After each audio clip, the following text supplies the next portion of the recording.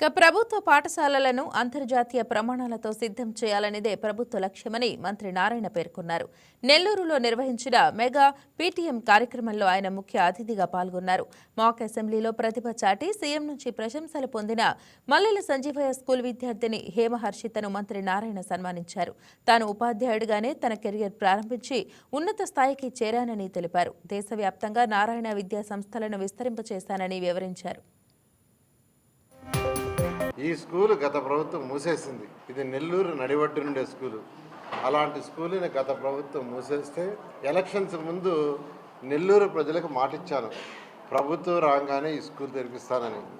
అన్న మాట ప్రకారం అటు విద్యాశాఖ మంత్రితో మాట్లాడి ఈ స్కూల్ మళ్ళా పర్మిషన్ రివోక్ చేసి, అదేవిధంగా ఎన్సీసీ అనే ఒక కంపెనీతోనూ నారాయణ విద్యా సంస్థల మా పిల్లలతో కూడా మాట్లాడి వాళ్ళిద్దరి యొక్క సహకారంతో ఈ స్కూల్ని ఒక ఇంటర్నేషనల్ స్కూల్ స్టాండర్డ్లో తీసుకొచ్చాం.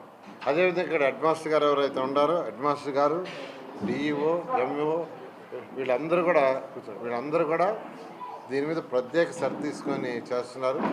వాళ్ళందరి ఎందుకంటే నెల్లూరులో 54 స్కూల్స్ ఉన్నాయి సిటీలో, అందులో 15 హై స్కూల్స్ ఉన్నాయి.